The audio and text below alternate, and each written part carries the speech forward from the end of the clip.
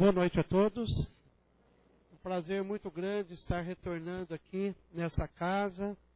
Vocês com certeza estão achando estranho, né? Eu de blusa de couro em São José do Rio Preto, né? Até eu estou estranhando também, né? Mas eu estou um pouco resfriado ainda.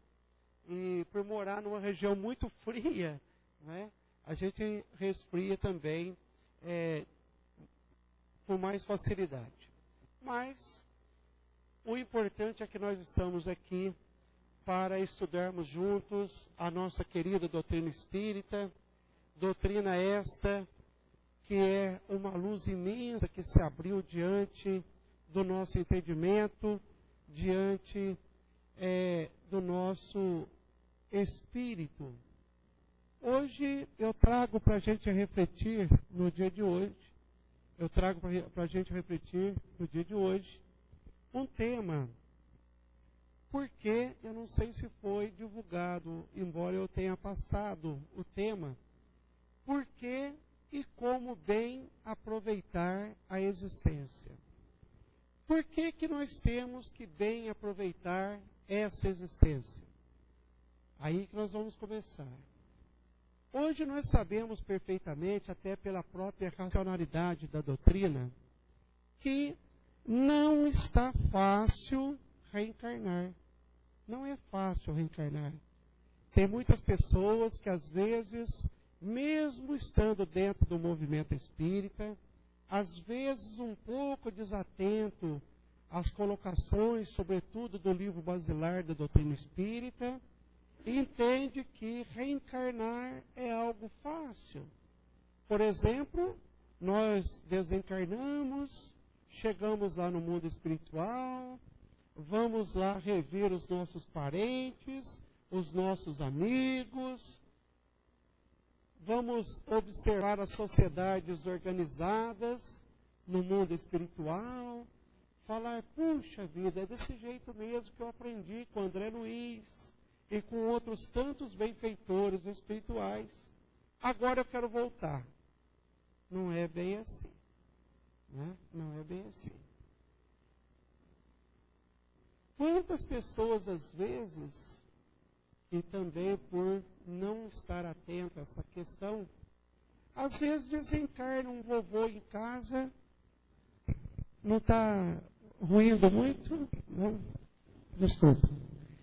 Às vezes, por um vovô desencarna na família, passados 5, 6 anos, o que acontece? Reencarna uma criança na família. E aí já vem aquelas pessoas dizendo, nossa, olha aí o vovô de volta. Olha as entradinhas, parecem as dele. Até as ranhetices são iguais ao do vovô. Será que é o vovô? Nós temos uma mensagem fantástica no Evangelho segundo o Espiritismo, intitulada O Parentesco Corporal e o Parentesco Espiritual, que nos dá conta por que essas questões pode acontecer no caso de sermos parecidos. O que está acontecendo? Acho que é bom, não tem outro microfone?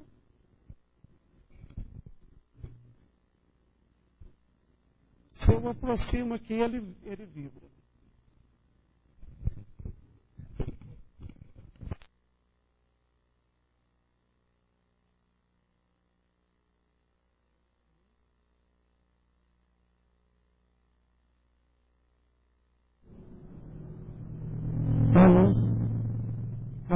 Alô.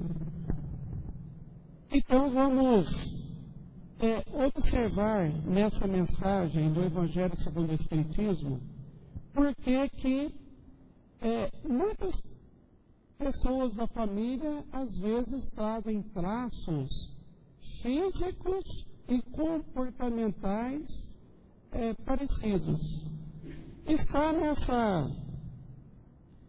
nessa lição que numa família, reencarna na maioria espíritos afins.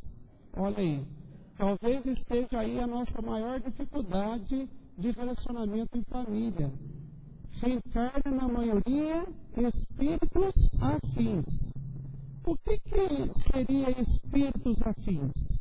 Espíritos mais ou menos dos mesmos gostos, mais ou menos da mesma evolução espiritual, mais ou menos dos mesmos interesses, enfim, espíritos muito parecidos, né? E conviver com pessoas parecidas é muito difícil. Tanto é que vocês podem notar que os pais geralmente reclamam dos filhos que mais parecem com eles, sobretudo no comportamento. Porque é difícil nós vermos no outro como se estivéssemos olhando no espelho e reconhecendo nós mesmos nos outros.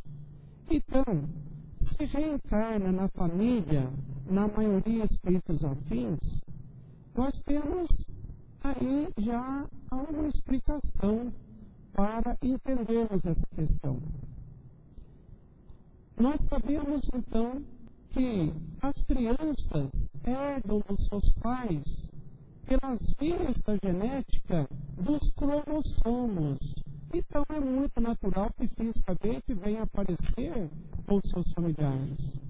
E do comportamento, herdam do como somos. Né? Do como somos.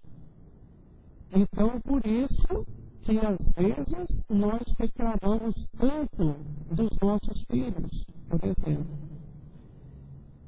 A questão da afinidade, quando nós falamos de afinidade, dá-nos a impressão de que ser afim é facilidades no trato. Nós temos também que entender o que é, evidentemente, ser afim. Por exemplo, quais são os afins das pessoas serenas, calmas, tranquilas, de fácil trato? Outras pessoas calmas, tranquilas, serenas, de fácil trato. Quais que são os afins das pessoas irritadas, das pessoas de difícil trato? Outras pessoas de difícil trato. Então, é muito comum, né, detectarmos essa aparência dentro da mesma família. Queridos, então, nós temos que estar atento exatamente aí. Né? Vamos ter sempre pessoas parecidas, e não precisa ser o mesmo espírito. Mas não podemos reencarnar num tempo breve, de uma encarnação para outra? O nosso mestre Allan Kardec também fez essa pergunta aos espíritos. E eles responderam. Está no livro, o Livro dos Espíritos, um livro basilar da nossa querida doutrina. Sim, pode reencarnar um espírito em tempo breve de uma encarnação para outra, em caso muito excepcional. E aí nós vamos entender, então, essa excepcionalidade de duas maneiras. Nós vamos entender com o Dr. Bezerra de Menezes, quando ele fala das reencarnações terapêuticas, que vão atender aqueles espíritos que desencarnaram profundamente perturbados, mas num grau de perturbação tão grande que é como se eles perdessem também o contato com a luz, o contato com os benfeitores espirituais. E tem a outra, o caso de excepcionalidade, que o Chico Xavier também nos colocava, dizendo que tem alguns espíritos que crescem tanto numa existência, dilata tanto a sua evolução numa existência, que aquele espírito é convidado para reencarnar num tempo breve de uma existência para outra, a trabalho do Cristo em algum ponto do globo, em algum ponto do planeta. Cá entre nós, humildemente, nós não vamos reencarnar nem tão perturbados, mas também não tão evoluídos. Então nós temos de esperar o tempo comum para reencarnar. E qual que é esse tempo comum para reencarnar? Vamos utilizar aqui também a racionalidade da própria doutrina. Quando os benfeitores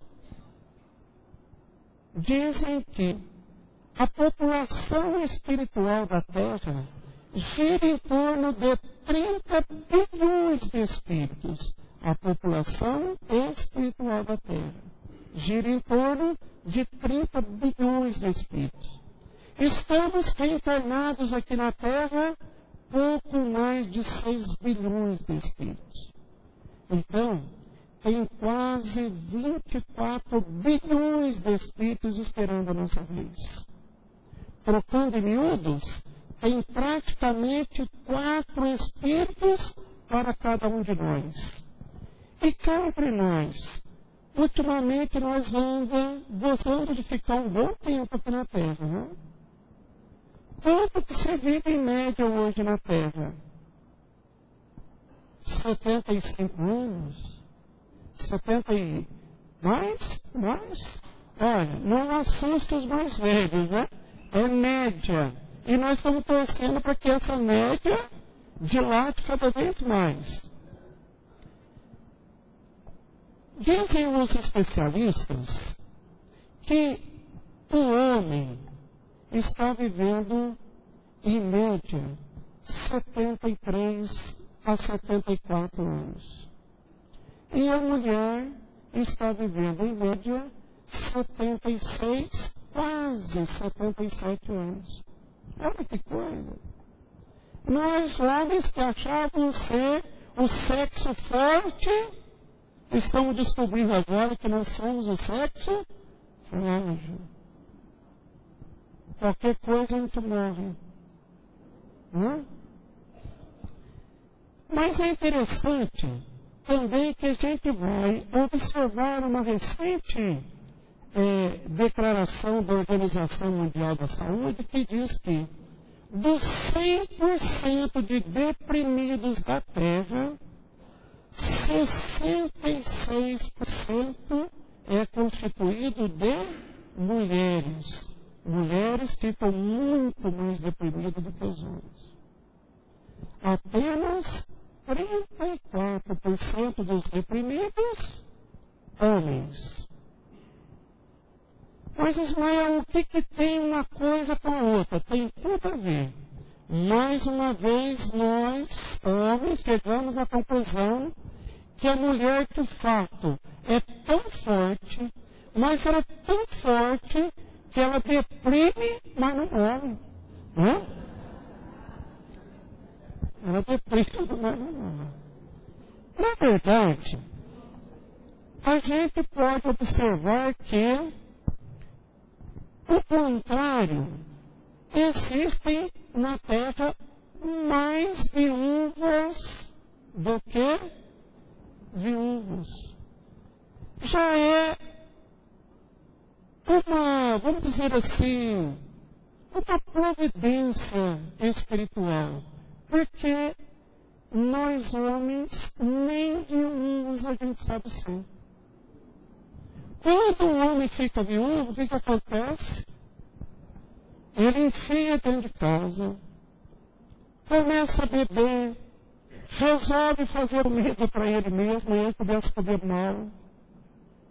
Fica lá dentro de casa, não vai em atividade nenhuma, fica lá praticamente com a casa quase caindo em cima dele, esperando a morte chegar.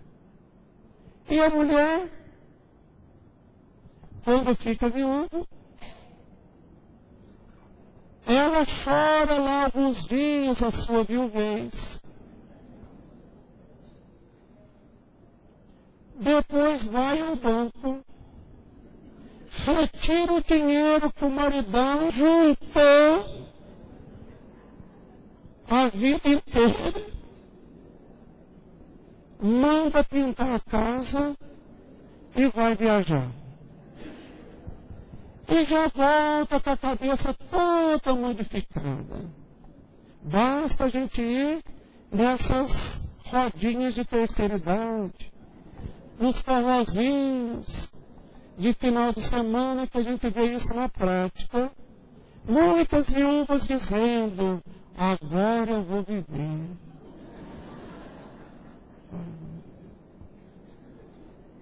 Então, a mulher realmente tem um jogo de cintura muito melhor para enfrentar as dificuldades da vida, as provações da vida, as adversidades que encontramos aqui, e automaticamente, como prêmio, elas ficam mais tempo.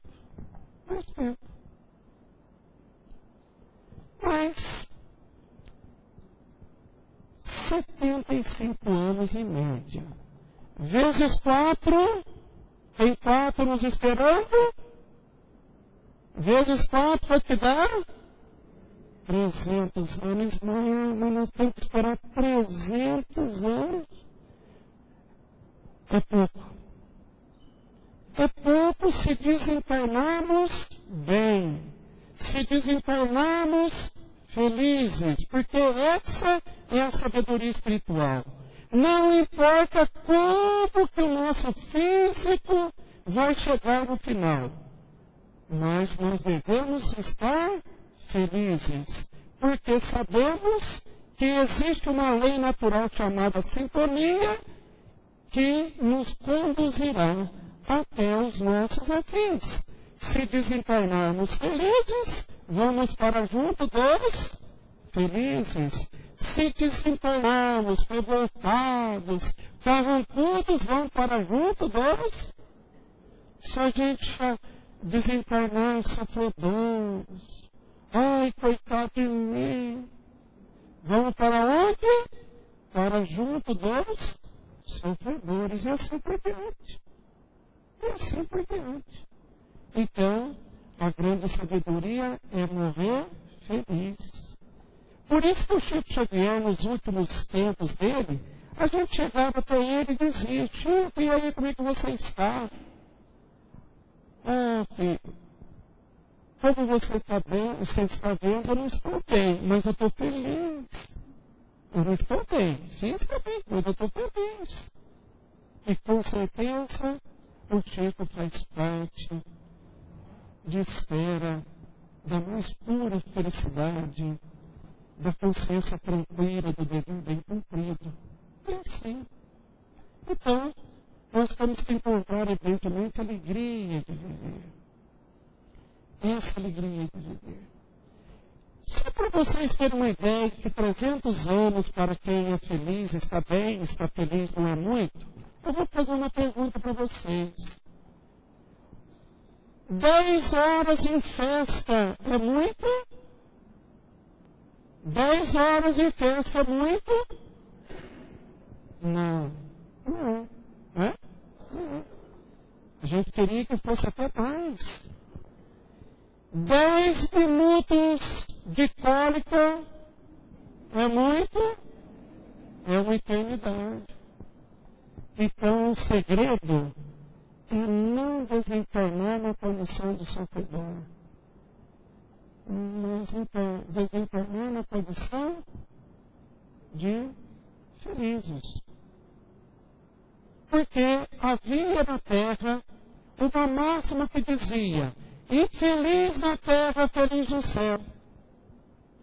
E muitas criaturas, inclusive, criavam seus próprios tormentos para ser feliz no céu.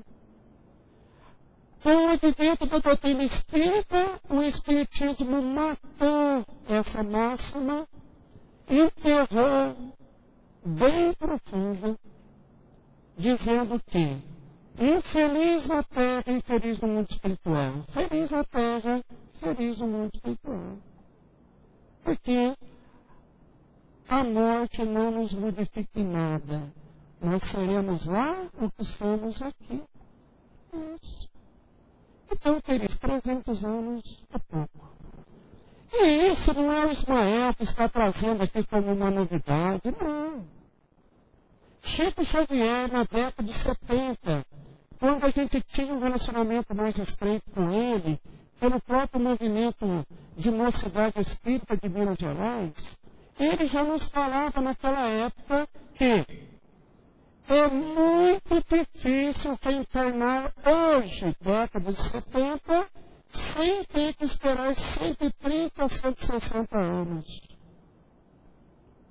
Quantos filhos as mulheres tinham na década de 70?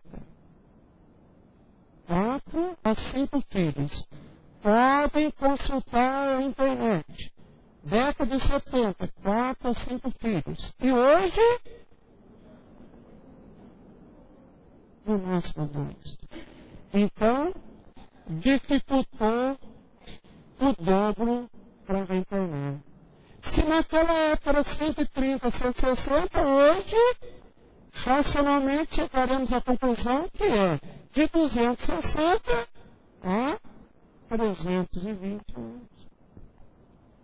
Então, se nós vamos demorar tanto a ter uma outra oportunidade reencarnatória, o grande segredo, a grande sabedoria é aproveitar o máximo essa existência.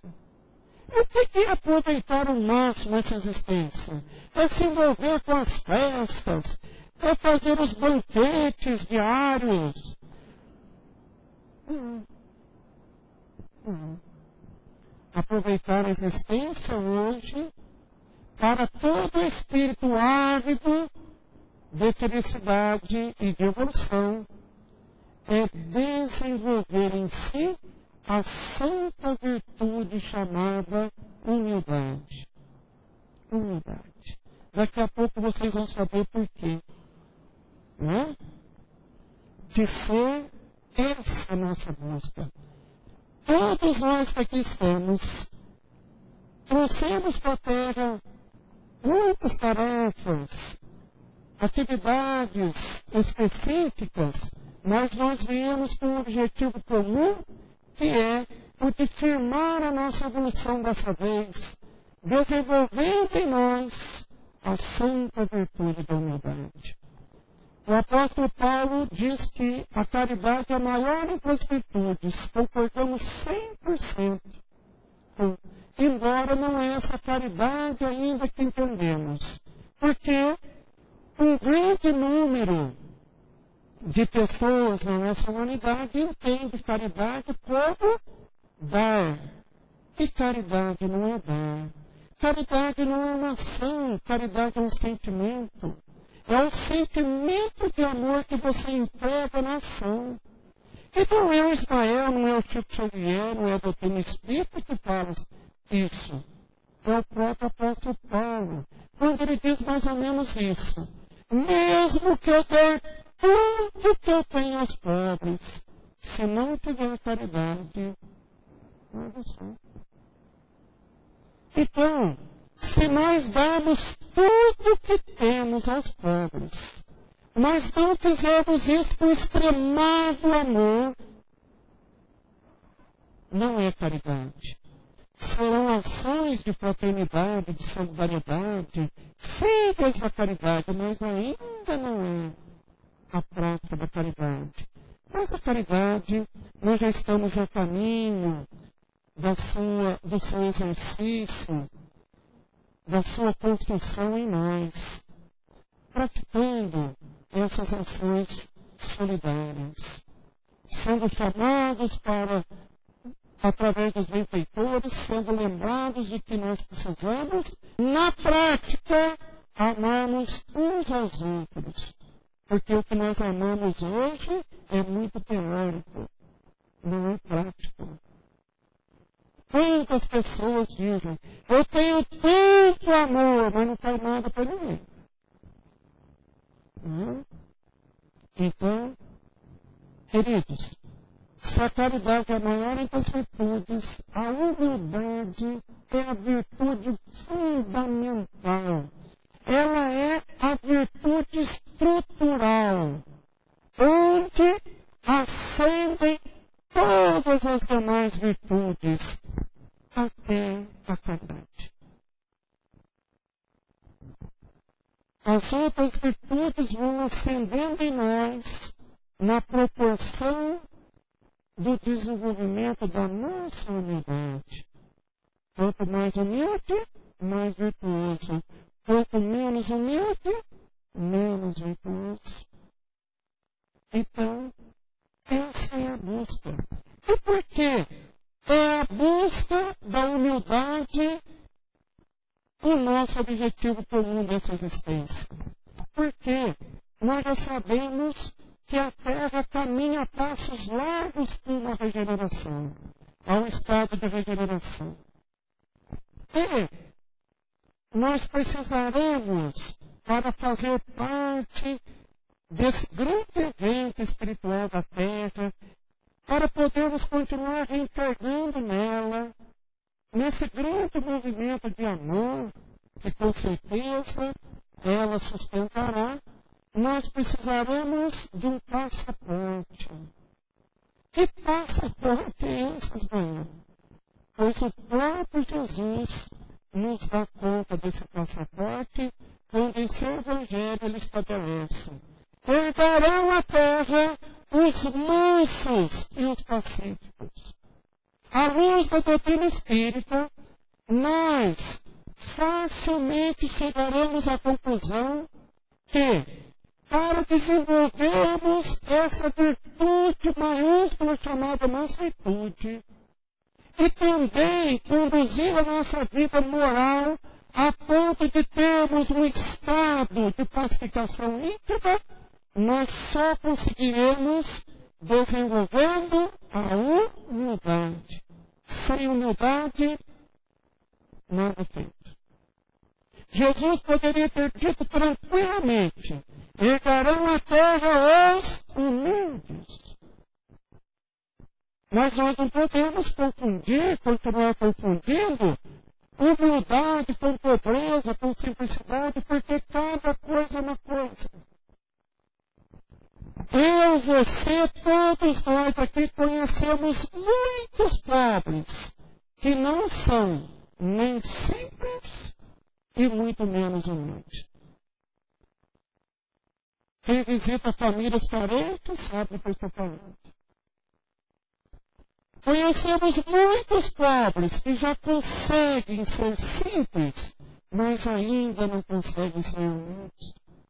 E conhecemos pobres e ricos, simples e humildes, porque a humildade depende de condição alguma. A humildade é um desenvolvimento do campo moral do ser. Todos podem conseguir. Então, queridos, fiquemos atentos à humildade. Puxa vida, eu nunca tinha pensado em humildade por esse prisma. Pois nós conversávamos com o Chico Xavier, ainda lá na década de 70, como jovens. Chico, como difícil ser humilde. E ele, então, com aquela serenidade toda, com aquele carinho todo que ele tinha pelos jovens, dizia a todos nós: Emmanuel fala que a humildade deve ser a busca contínua e perseverante de todo espírito, ávido por evoluir, ávido por felicidade. Mas a humildade, por ser tão grandiosa, ela tem que ser realizada como qualquer outro grande projeto, ou seja, desenvolvida por etapas. E ele continuava dizendo: a primeira etapa para desenvolvermos a humildade em nós é aceitar as coisas como elas são. aprender a aceitar as coisas como elas são. A segunda etapa do desenvolvimento da humildade é nós exercitarmos até o ponto de aceitar a existência dos outros. Porque para muitos de nós, o centro do universo é o nosso próprio umbigo. Só nós estamos com a verdade.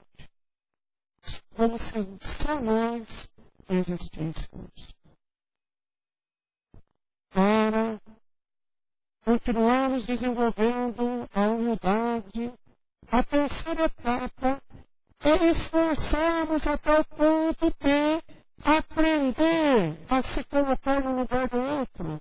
Porque quando nós aprendemos a nos colocar no lugar do outro, nós vamos perceber rapidamente que aquilo que nós julgamos no outro, aquilo que nós condenamos no outro, aquilo que nós cobramos do outro, se nós estivéssemos no lugar daquela pessoa, levada pelas circunstâncias que ela foi levada, nós faríamos a mesma coisa ou pior. E, por último, a quarta etapa do desenvolvimento da humildade é nós chegarmos a ter a grandeza de sentir o outro. Sentir o outro. Chorar as lágrimas do outro. Mas também felicitarmos com a felicidade do outro. E o que acontece? Cá entre nós. Muitos já conseguem até sentir a dor do outro. Mas quando se trata em felicidade do outro, a gente sofre, questionando, por que não eu? Mostrando ainda o nosso lado orgulhoso, invejoso de ser. Então, queridos, está aí. É essa virtude maiúscula da humildade que viemos em busca nessa existência. E a Terra já está, como eu disse, dando passos largos rumo à regeneração. E muitos aqui devem estar perguntando quando a Terra estará pronta para o mundo de regeneração. No livro chamado Chico Responde, nós vamos encontrar nesse livro Chico respondendo essa pergunta, dizendo que Emmanuel, seu benfeitor espiritual, disse que a espiritualidade maior espera que por volta de 2057 a Terra já dê os primeiros passos para o mundo de regeneração. O livro chama Chico Responde. Com certeza tem aqui na biblioteca do centro. Hoje, muitos místicos, médiuns das mais variadas religiões e doutrinas, muitos revelam que, por volta de 2060, a Terra passará por uma grande transformação social. Não seria aí os primeiros passos para o mundo de regeneração? Allan Kardec, o codificador da doutrina espírita, em obras póstumas, analisa essa questão. Ele analisa, não prevê, porque na nossa doutrina não tem previsões. Ninguém faz previsões. Analisando essa questão, ele chega à conclusão de que quando o homem tivesse conhecimento comum dos princípios básicos da doutrina espírita, o mundo estaria pronto para a regeneração. E nós estamos vendo aí que está acontecendo, nós estamos caminhando para isso. E não é o espiritismo, não são os filmes, as novelas, apenas que vão nos levar a essa consciência, mas a ciência é que já está nos conduzindo para o tal. Não teremos aí muito mais tempo e a reencarnação, por exemplo, será de domínio da ciência. Não será mais um artigo de fé, como muitos a têm, mas estudada como uma lei natural da vida pela própria ciência. Cientistas espíritas não estão contra Deus. Pesquisas sérias nas mais variadas regiões do mundo já estão muito próximos de comprovar a reencarnação cientificamente. Então, queridos, ele analisava, dizendo que, para ele, levaria de 2 a 3 gerações para que isso acontecesse depois do advento da doutrina. Cada geração é contada num período de 70 anos. Não foi depois de 140 anos que aconteceu.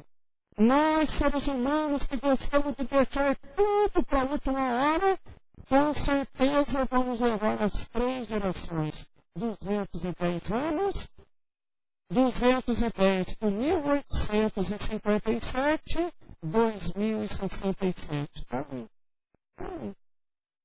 Pode ser mais, pode ser menos, porque vai depender de nós, de todos nós.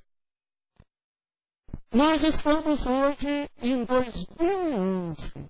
Vamos ficar com Allan Kardec e preferir esperar até o último momento, 2067. Falta quanto tempo? 56 anos. Para desenvolvermos em nós a humildade. Para instalar em nós o passaporte que precisaremos para fazer parte da Terra como regeneração. Eu, olhando aqui no auditório, percebo logo que tem muitos aqui que vão sim se valer dos 56 anos, mas a maioria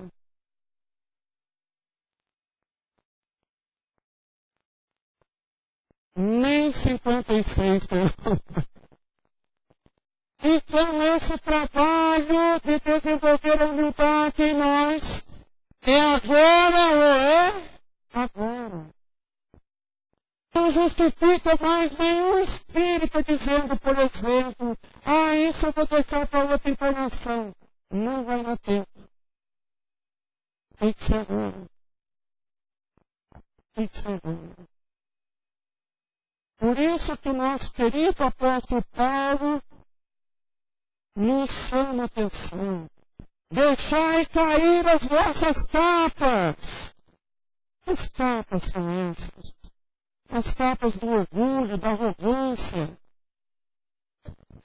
da presunção, da vaidade, do autoritarismo, de tudo aquilo que o materialismo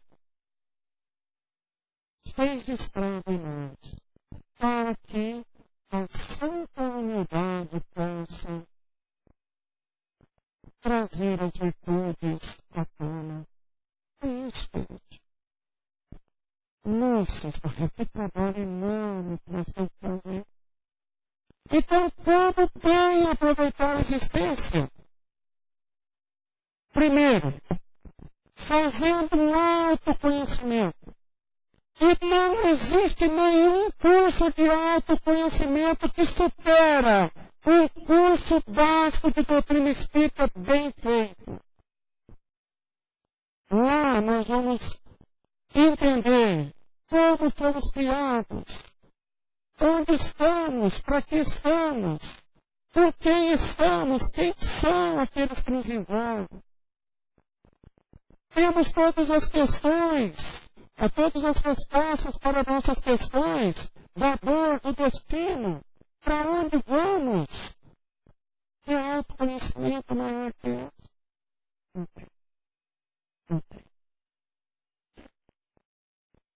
Então, queridos, fazer um autodescobrimento e aceitar a sua realidade espiritual. Porque muitos de nós fazemos um descobrimento, mas não aceitamos a nossa realidade espiritual. E continuamos usando as cartas de logos.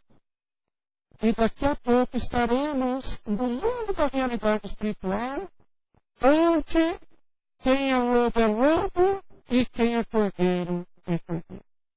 Não tem como comentar. Então, não importa se eu sou um orador, um fundador de centro, um escritor, um médium de muitas condições mediúnicas, eu posso ser quem for. Se eu reconhecer em mim uma dificuldade, eu tenho que pedir apoio ao grupo que eu faço parte. Por isso que Deus nos abençoou, nos colocando em grupos, para que um pudesse ajudar o outro. Para que nós pudéssemos, ombro a ombro, auxiliar um ao outro. Nesse sentido. Não tenha vergonha de revelar aquilo que tem necessidade de mudar, porque nós viemos aqui exatamente para fazer isso. Aqui, segundo está assinalado no nosso livro de lar, o livro dos Espíritos, a Terra é uma moradia de espíritos imperfeitos. Se fôssemos perfeitos, não estaríamos aqui. Não. E aqui é o nosso laboratório, a nossa oficina, para que na prática possamos resolver as nossas más tendências, más inclinações, as nossas mazelas, sem traumas, sem sentimento de culpa, sem ficar envergonhado. Nós estamos aqui para trabalhar. Ninguém reencarnou na Terra para fazer lazer. Ninguém veio à Terra em turismo. Nós viemos aqui para trabalhar. E muito mais do que trabalhar, nós viemos aqui para guerrear. Tanto é que Jesus disse, eu não vim trazer a paz, mas eu vim trazer a espada. A espada é um instrumento de guerra. E é para nós guerrearmos contra quem? Contra nós mesmos. Contra os nossos sentimentos inferiores. É isso. Por isso, sem Evangelho, sem Jesus, teremos uma existência perdida. Ele realmente é o caminho, a verdade e a vida. Sem ele, nada feito. Queridos, para aproveitarmos bem a existência, aprenda a sorrir. Porque quando nós aprendemos a sorrir, criamos o hábito de sorrir, tudo fica mais fácil. Tudo fica mais fácil. Tudo fica mais leve. E até fisicamente nós viemos, né, para ser beneficiados pelo sorriso. Tanto é que a ciência já há muito tempo nos revela que, já nos revelara que quando a gente esboça um sorriso, mesmo que mentiroso, rapidão, né? O nosso cérebro capta uma mensagem, estado de alegria, estado de bem-estar, estado de contentamento, estado de felicidade. E o cérebro então vai produzir substâncias para fazer funcionar todos os nossos sentidos para as coisas boas e positivas da vida. Quando a gente fecha uma carranca, mesmo que mentirosa, vai acontecer tudo o contrário. Né? Os nossos sentidos todos serão levados a funcionar para a negatividade. Por isso que é tão ruim ficar perto de quem não sorri. Por isso que é tão ruim ficar perto de quem é carrancudo. A pessoa tem uma vibração pesada. Né? Tanto é que a gente chega perto de uma pessoa carrancuda, o que acontece? Alguns começam a observar, outros começam a lacrimejar, outros arrepiam. E aqueles que não estudaram a doutrina com a atenção que ela merece, vai dizer mais ou menos isso. Nossa, essa pessoa está carregada. Está carregando o quê? das próprias energias negativas. Mas Ismael, uma pessoa dessa aí não fica também rodeado de obsessores? Às vezes não. Os benfeitores espirituais hoje andam dizendo para a gente ficar atento, porque na Terra existem tantas pessoas negativas, mas com capacidade de serem tão negativas que nem os obsessores ficam por perto. Por quê? Qual que é a tarefa do obsessor? Fazer da vida do outro um inferno. Se a pessoa já está fazendo da vida do inferno, para que eles vão se ocupar com a gente? Mas a gente acha que tudo é obsessão. Às vezes orientados por pessoas que não estudaram direito a doutrina, tudo é obsessão. A gente vai com o obsessor que passou perto. O marido vai embora, foram os obsessores que levaram. O marido volta, foram os obsessores que trouxeram. A gente não entende. E não é bem assim. Eu posso complementar o que os benfeitores andam dizendo, falando o seguinte. Tem muitos obsessores que, além de não ficar perto de nós, não querem também que nós fiquemos perto deles. Eu vou falar aqui um acontecido para vocês entenderem bem o que eu estou falando.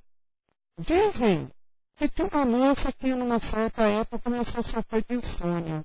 Não dormia, parou de dormir. Levaram aos médicos e os médicos não resolveram a problemática dela. Trouxeram então numa casa espírita e os trabalhadores da casa espírita, muito gentilmente, formaram um trabalho de obsessão para fazer um trabalho específico para o seu caso. E começou naquele trabalho, desceu lá vários aspectos, mas todos eles diziam a mesma coisa. Nós não podemos deixar ela dormir. Vinha um outro, nós não podemos deixar ela dormir. E já estava lá no quinto, sexto, o dirigente falou, me fale, por que vocês não podem deixar ela dormir? Aí o espírito respondeu, olha, vocês espíritas mais do que ninguém sabem que quando se dormem na Terra, o espírito descobre e vem aqui para o mundo espiritual. Pois então, essa irmãzinha que vocês querem ajudar, quando ela dorme aí, ela vem para cá e vem fazer da nossa vida aqui um inferno. A única maneira que nós encontramos de ficar livre dela é deixar ela acordada aí com vocês. Está dormindo bem? Já procurou um médico? Às vezes precisa abrir o coração. Abrir o coração. Queridos, sorriam. Ah, Ismael, agora você está falando de uma coisa que eu tenho dificuldade de sorrir. Eu também tinha muita dificuldade de sorrir. E quando eu saí da minha cidade, Natal, fiz o serviço militar, fui para São Paulo, eu fui morar com uma tia minha que dizia morar em São Paulo. Cheguei em São Paulo, levei quase 5 horas para chegar na casa dela. Se morava bem numa casa de dois cômodos, 4 pessoas. Eu dormia na cama de um primo que trabalhava à noite. Ficava preocupado sempre com as provas dele. Fui encaminhado por uma empresa, a empresa me encaminhou para um curso de vendas. E a primeira aula do curso de vendas qual era? Aprender a sorrir. Dizia o capacitador, o vendedor, não existe coisa pior do que contar de quem não sorri. O vendedor que não sorri tem filhos magrinhos. Então, vamos treinar o sorriso, disse eu. Porque o nosso corpo é extraordinário. Ele automatiza tudo que nós exercitamos.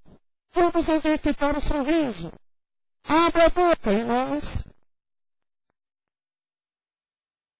E a gente percebe que quando a gente não tem um ato de sorriso, quando a gente abre o sorriso, uma força estranha puxa para dentro. Mas não é estranha não, é a nossa negatividade mesmo. Né? E eu ficava pensando a distância que eu tinha que ir para encontrar com a Bertinha. Fechava a boca e... Ô, menininha, ficamos lá. Eu comecei a sentir bem com aquilo. Comecei a sentir isso então. Exercício para casa. Continuar exercitando o sorriso. Amanhã eu quero ver todo mundo sorrindo aqui por tudo.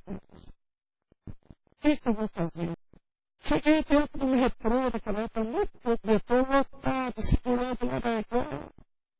Falei, meu Deus, como é que eu vou sorrir lá naquela casa? A gente falou, além de me mandar para subir, eu mandei um louco, lá para cá. Aí eu falei assim, não, eu vou exercitar aqui mesmo. Esqueci que estava lotado, bacana. E fiquei lá.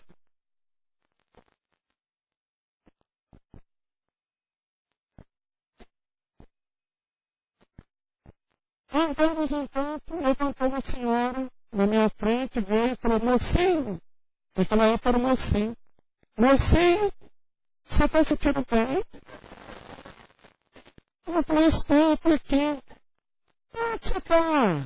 Eu falei, estou aprendendo a sorrir. Ela falou, mas isso a gente aprende, porque eu acabei de ter aula agora. E vocês também acabaram de ter uma aula agora. Exercite o sorriso porque o nosso corpo realmente automatiza. Eu tenho um amigo expositor espírita maravilhoso. Ele fala todas as vezes que eu assisto a tua palestra falando disso, eu fico dizendo para mim mesmo, puxa, isso é verdadeiro. Porque eu automatizei uma coisa que me chateia. Eu não consigo mais deixar de fazer. Esse meu amigo é da minha faixa etária, mais ou menos. E os homens que estão aqui da minha faixa etária, eu lembro perfeitamente que quando a gente era jovem, nós usamos uma calça muito famosa, chamada boca de sino. A calça boca de sino, para quem nunca ouviu falar, era uma calça muito apertada, aqui na parte de cima, né? Até o joelho, era muito apertado. E do joelho para baixo, quanto mais larga, mais chique. A gente andava varrendo as ruas, as calçadas, sem quebrar nada, né? Mas como ela era muito desconfortável, de vez em quando a gente dava uma ajeitada. E esse meu amigo fez tanto isso que ele automatizou. E agora, às vezes, ele está falando em público, muito bem vestido, por sinal, um advogado muito renomado na nossa região, espírita de Deus, maravilhoso. Ele está falando, de repente ele faz assim. Aí ele fala mais um pouquinho. Isso não teria nada, né? Não teria nada se não fosse o fato do pessoal conhecer ele já há muito tempo. Então, quando alguém vai assistir palestra dele, fica cutucando um amigo do lado. Vai ser agora. Né? Então, queridos, se nós somos capazes até de automatizar coisas que a gente não gosta, por que não automatizar algo que vai beneficiar o nosso corpo, nos fazendo, produzindo substâncias a nos enriquecer e elevar a nossa alma, alegrar a nossa alma? É isso, sorria, para bem aproveitar a existência. Não tenha medo de mudar.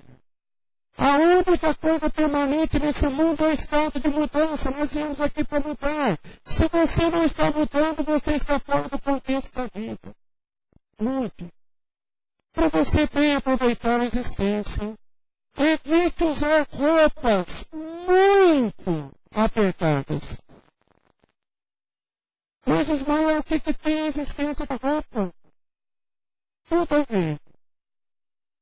Dizem os psicólogos modernos que depois da moda da roupa muito apertada, colada ao corpo, aumentou muito o número de depressões.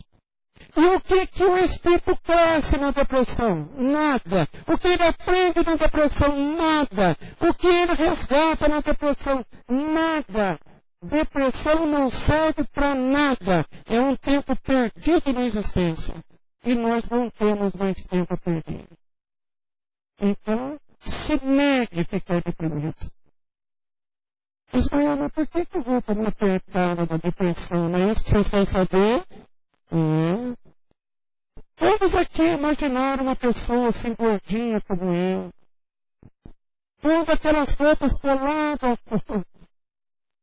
Fica lá, por exemplo, meia hora colocando a roupa.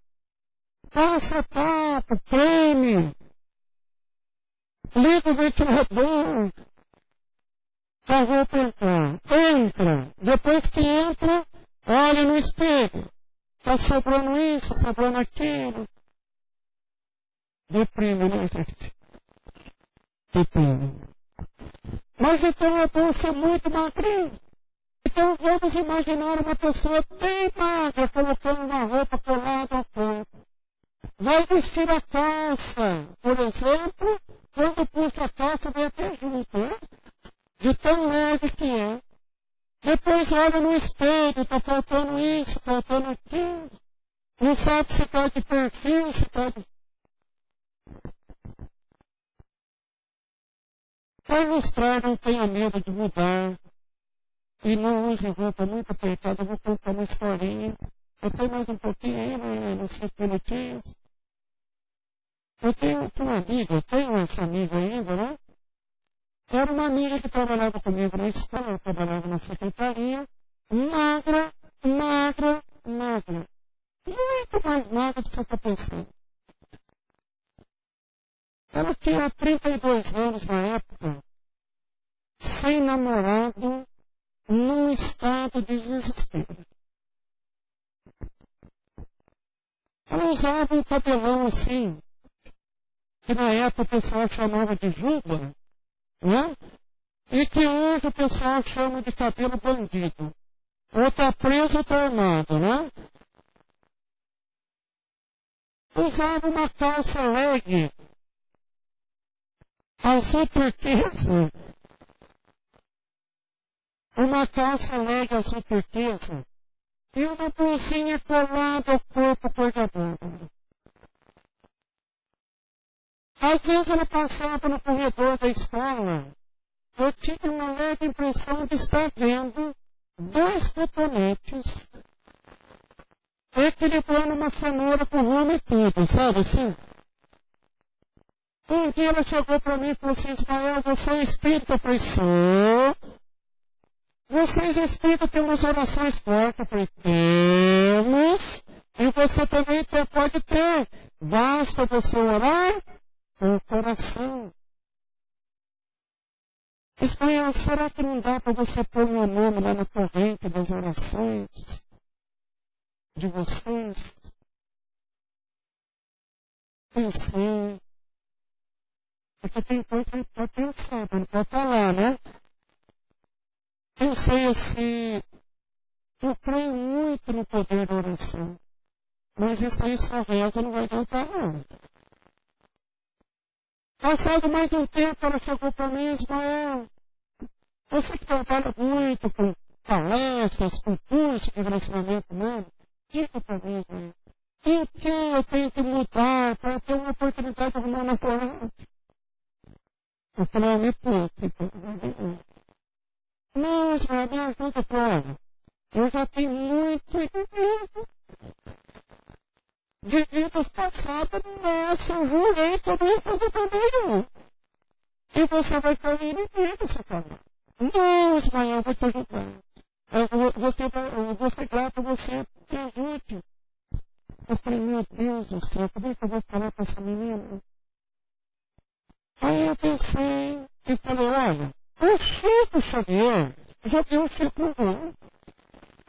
O Chico Xavier dizia para nós que na vida nós só temos dois caminhos a seguir.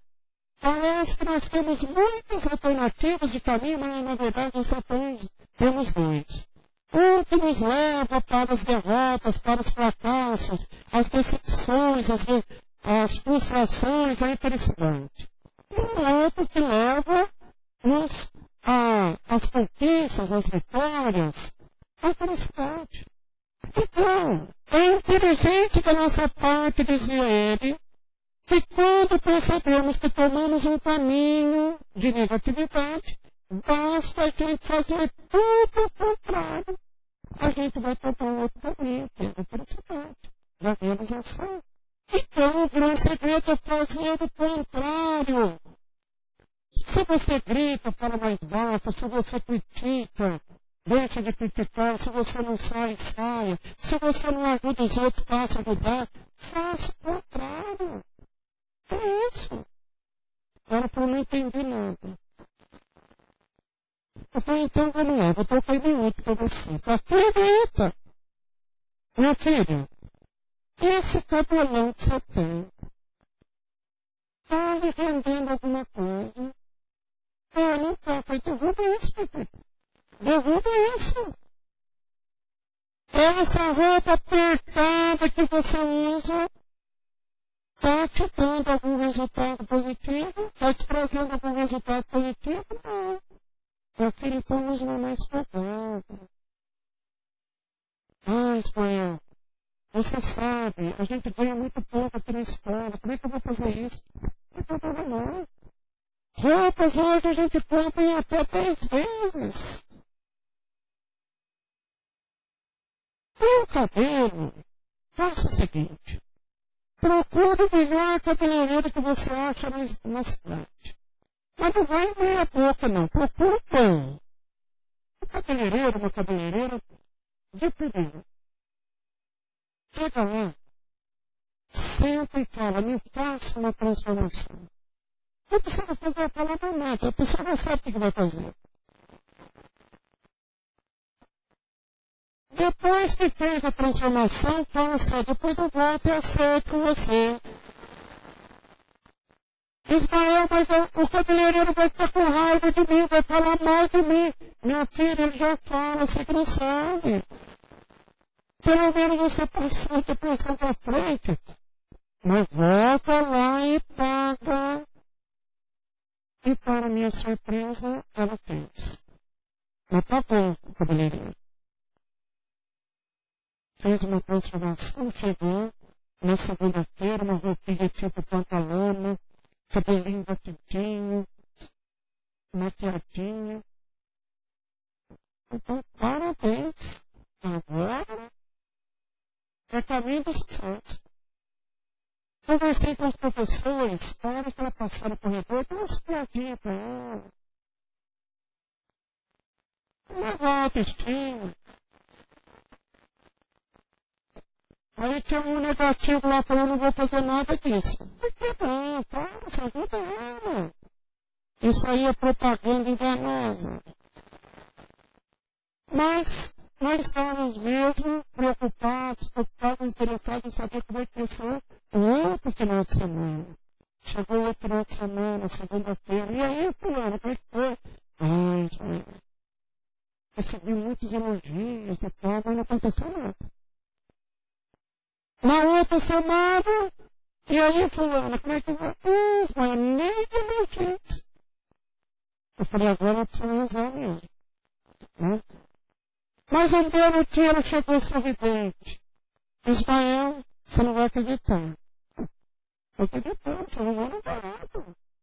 Não, fiquei. Foi graças a Deus.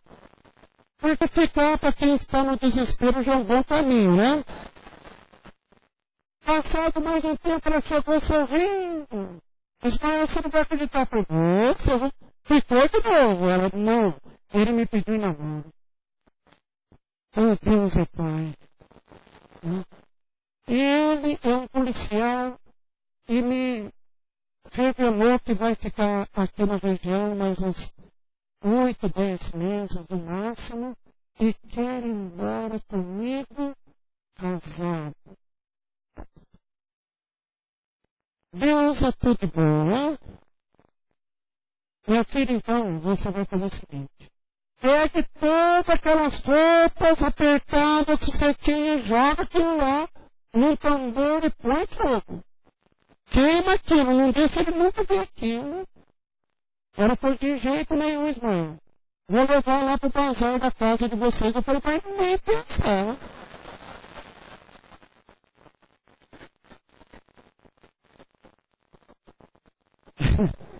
Porque o que não é bom pra gente não vai ser pro outro. Né? É Jesus que nos alerta. Queridos, vocês estão vendo? Com certeza você não precisa mudar o estilo da sua roupa, não precisa mudar o estilo do seu cabelo, mas tem alguma coisa na sua vida que não está dando certo, e você sabe. Tem alguma coisa na sua vida que não está virando, você sabe. Tem alguma coisa que não está fazendo fluir a sua encarnação. Tem alguma coisa aí que você sabe que está bloqueando o seu projeto especial. O que você está esperando? Adentrar-se num buraco de depressão e lá ficar até chegar ao fundo do poço? Para depois acordar e achar que devia ter feito alguma coisa, por favor? Você vai chegar ao ponto de desencarnar e sintonizar com os sofredores para chegar lá e ficar arrependido de não ter feito nada em seu favor? Não. Lute. Lute quantas vezes for necessário. Porque ninguém de nós que encarnou na Terra para sofrer. Todos nós que encarnamos para crescer. Cresça. Cresça. E só com uma certa dose de alegria e felicidade a gente consegue isso. No livro dos Espíritos, o nosso livro basilar está que a felicidade não é deste mundo, mas nós temos o dever de ser o mais feliz possível. Só você pode fazer algo por você mesmo. Ninguém muda ninguém. Ninguém muda ninguém. Queridos, para aproveitar bem a existência, perdoa tantas vezes for necessárias. Porque perdoar é libertar-se. E só são os maiores os libertos. Então, nós chegamos à conclusão com isso que perdoar é mais do que uma recomendação cristã à luz da doutrina espírita. À luz da doutrina espírita, perdoar é estar pronto para alçar os grandes voos. E, portanto, perdoar é uma atitude da própria inteligência. É inteligente perdoar. É inteligente. Para bem aproveitarmos a existência, já encerrando. Vamos logo deixar essa condição de pacientão do mundo. Vamos deixar de ser pacientão do mundo. De ser aquelas pessoas que vieram para ser servidas e vamos nos colocar a serviço com Cristo. Eu disse, vamos trabalhar com Jesus. Porque, pela primeira vez, talvez, a doutrina espírita veio nos chamar, veio nos convidar a trabalhar com Jesus. E não em nome de Jesus. Porque muitos de nós aqui já fomos falidos em muitas existências, inclusive eu, por trabalhar em nome de Jesus. Trabalhar em nome de Jesus é tão fácil. É tão fácil que até os maus intencionados trabalham. Até os equivocados trabalham. para tirar proveito próprio. Não. Dessa vez nós somos convidados e convocados a trabalhar com Ele. E para trabalharmos com Ele, temos de ter o nosso encontro íntimo, espiritual com o Mestre. E como ter esse encontro? Ele mesmo nos dá a dica. Tomai a porta estreita, porque a porta larga é a porta da perdição. Então, para tomarmos a porta estreita, nós chegamos à conclusão de que nós precisamos enxugar as gorduras da vaidade, do orgulho, da presunção, da arrogância, do autoritarismo, deixar enxugar essas gorduras para que mais finos possamos caber na porta estreita e ter esse encontro com Jesus e fazer a nossa entrega a Ele. Porque a maior parte das pessoas que sofrem no mundo ainda não fizeram a sua entrega íntima a Jesus. Muitos dos trabalhadores que trabalham em nome dele nunca tiveram com ele. Nunca fizeram essa entrega. E nós somos hoje convocados a fazer essa entrega. E para tanto, nós voltamos lá no começo. Para iniciarmos esse trabalho, nós precisamos desenvolver em nós a santa virtude chamada humildade. Humildade. Então, queridos, é agora. Para muitos de nós, essa é uma encarnação decisiva. Ou vamos para a regeneração, ou não teremos mais oportunidade. Por isso que Jesus nos chama a atenção que para esse momento haverá choros e ranger de dentes. Porque muitos serão separados, pais de filhos, parentes, amigos de amigos, porque só entrarão no mundo da regeneração os humildes, aqueles que se colocarem realmente dispostos a estar numa sociedade totalmente diferenciada dessa que conhecemos. Diferenciada para melhor, evidentemente. Então, prossigamos, sejamos perseverantes, não desanimemos nunca e nunca perderemos diante dos nossos olhos o Mestre nos chamando para sermos humildes de coração, mansos e pacíficos na nossa condição espiritual. Muita paz, que Jesus nos abençoe a todos.